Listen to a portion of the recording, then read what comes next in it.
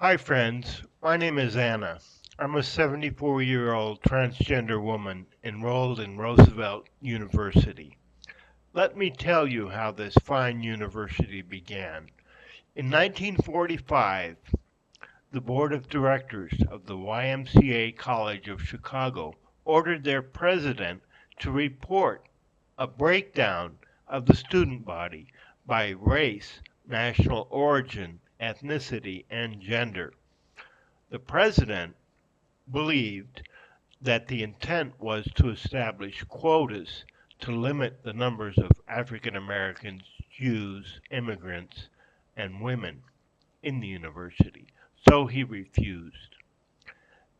And in fact, he left the college and founded Roosevelt, the university that is now known as Roosevelt University. That's how it started. Now, what is tonight's topic? I'm going to talk about the love a mother has for her unborn child. But there's a little different spin on it. I'm going to talk about molecular love. Here's the story. We all have chromosomes, these tiny bits of DNA that give us our unique identities. They produce molecules called proteins. Well, there's a system. Every mammal, every living creature of that type has a system to defend against infection, against invaders, bacteria, viruses, even cancers, to destroy these foreign cells. So the body is constantly vigilant whenever it encounters something new. It checks, is this part of me or did this come from the outside? Well, in the case of pregnancy, that's a problem because half of the embryo's genes, half of their DNA, comes from the father. And it is, in fact, foreign to the mother. And those genes cause proteins to be created, and those proteins would, in a naive system, be detected by the mother's immune system, and the mother's immune system would destroy the fetus. And in fact, something like that does happen rarely. It's called preeclampsia or eclampsia, something like that, but it generally doesn't happen. Why not? Why does the mother love the fetus rather than hate it as an invader, a cancer? Really, any two human beings, when they encounter one another, there's a question. Will I accept this person or reject them? It could be a date, it could be a casual encounter, it could be a marriage proposal, a business proposition, a lot of relationships. And the question is always the same. Am I going to accept this other person or reject them? That's the decision the mother's body has to make about the fetus. Okay, so there's a boundary between the mother's body and the growing fetus. It's called the trophoblast. It actually has two parts, the vascular part and the implantation part. These cells belong to the mother. And what happens is, well, I need to tell you a little more about the immune system. It's complicated. It really is because it's been evolving for, I don't know, a million years, a long time. Okay, you've got these chromosomes, these threads of DNA that are in the nucleus at the center of every cell in our body. They code for proteins, and what that means is that it's information storage. It's a memory device, just like a USB stick is a memory device. What does it remember? It remembers the design or structure of all the proteins that make up that living organism. So the DNA leads to the production of other molecules, kind of a image of the DNA called RNA, and that leads to the production of proteins. Well, proteins are a really big deal, uh, and the immune system is constantly scanning all the proteins it encounters to decide if they came from outside or if they're part of the host, the mother or the organism that's defending itself against infection, the central player. And it does this with its own molecules called immunoglobulins, and they interact with cells, white cells, they're called. They're called white cells because they don't carry oxygen. Oxygen would make them red, that's why blood is red. These cells don't carry oxygen, they have another function. They're called lymphocytes. There are two kinds, B and T lymphocytes. And let me back up a little bit. On the sixth chromosome, in every cell in the body, there is a cluster of genes called the human leukocyte antigen genes. Leukocyte, again, is a white blood cell, like lymphocytes. There's this cluster of genes, and they make proteins. The major histocompatibility complex proteins that mediate the immune response. They do things, they're involved in processes like breaking apart an unknown protein and showing pieces of it to one another, to other cells, and producing a response, a chemical response and a cellular response that destroys the invader, usually. And it's kind of triggered by one particular set of molecules called the uh, MHC class 2. Okay, back to the trophoblast. How many of you remember what the trophoblast is? I told you a minute ago. Think about it.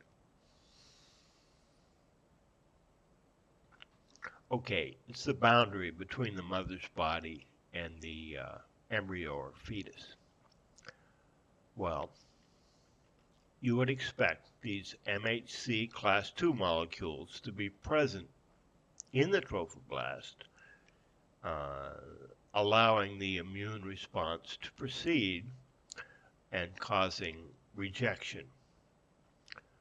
Uh, this is called an allogenic reaction. Allo probably comes from a Greek word, Greek root, meaning other. Genic, genes, these segments of DNA that give us our unique identity. Allogenic means the genes are other. They came from somewhere else. The father or the invading bacteria, something that's not from the mother. An allogenic reaction occurs when cells are transplanted into a genetically different recipient. You've probably all heard of kidney transplants and heart transplants and even lung transplants, and people that get them have to take special drugs for the rest of their lives to keep the immune system from rejecting them, to suppress the allogenic reaction. Syngenic tissues, syn means the same or with, a pair of tissues, say the mother's tissue and the embryo's tissue, would be syngenic if they both had the same DNA. That's why the body normally doesn't reject its own parts. because the genes are the same. So the immune system likes them. They seem normal, friendly. Uh, Occasionally something goes wrong and the molecules get a little bit confused and they decide that part of that human being is foreign and they attack it. These are the autoimmune diseases like lupus, uh, which can be fatal. But the real theme tonight is the mother's love for the fetus.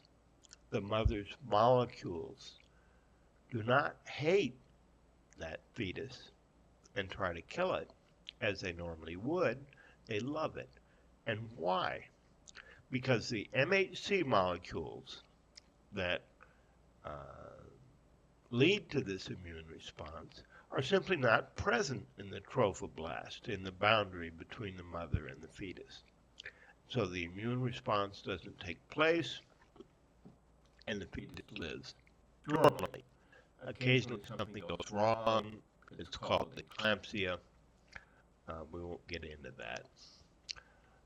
Um, so what you're looking at here, it's called a karyotype. It's the chromosomes that contain the DNA in every cell of your body and mine. There are 23 pairs, or a pair of 23, 23 from the father, 23 from the mother, normally. And as you can see, they differ from one another, but they are in pairs. There's a short arm and a long arm. This one right here is the one we're interested in, the sixth one, specifically the short arm. It contains the genes that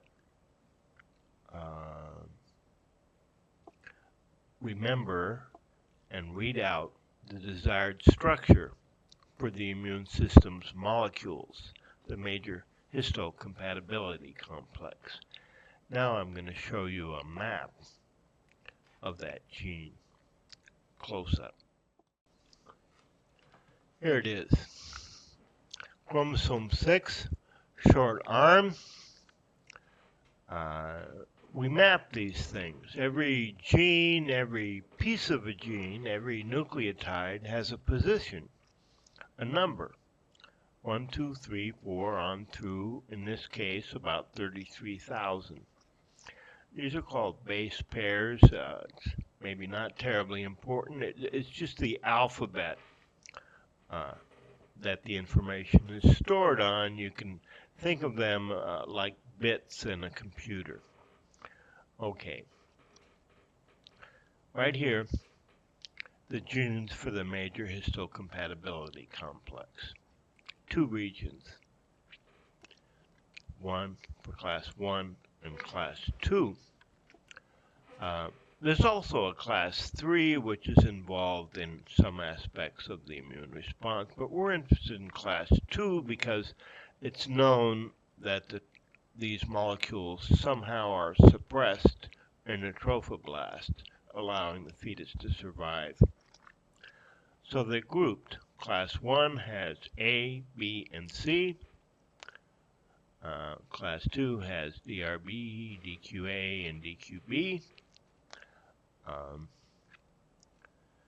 These are called antigens, and in fact this gene cluster is called the human leukocyte antigens. Why?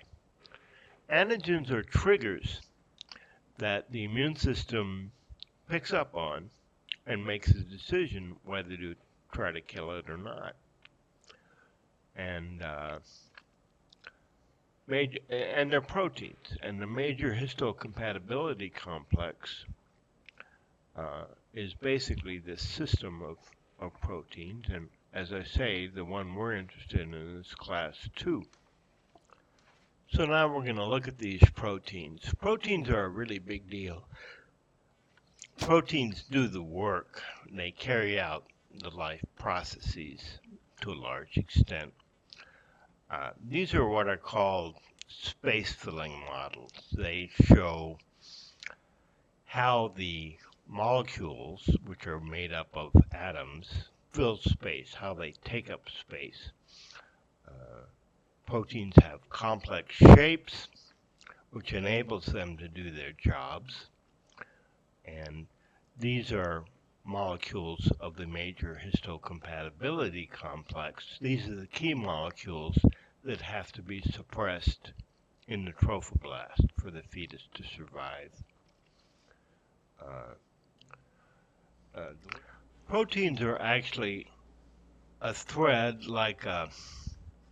kind of like a long sentence, a sentence that just goes on and on and on, 10-foot long sentence, and the individual characters, the alphabet, those are called amino acids, and there are about 20 of them, 20 different kinds, that is, but there are thousands of them, thousands of amino acids, all in a string.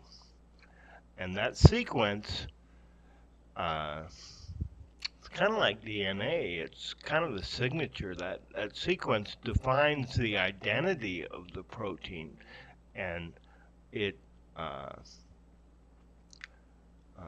it determines the shape that the protein takes on. And for decades, molecular biologists struggled to predict the shape that the protein would take based on the amino acid sequence, based on the sentence that I'm talking about. Recently, a few years ago, with artificial intelligence, that problem was solved, even though it was kind of considered to be impossible. It was solved by AI. So now you can take a protein, give it to, it's called AlphaFold. You give it to AlphaFold. You just upload it on the internet, and then it'll come down and it'll tell you exactly what the shape of that protein is. What do I mean by shape? I'll show you again. This is the shape of the protein. They have all different shapes, and the shape governs what tricks that protein can do. And believe you me, proteins have a lot of tricks. Okay.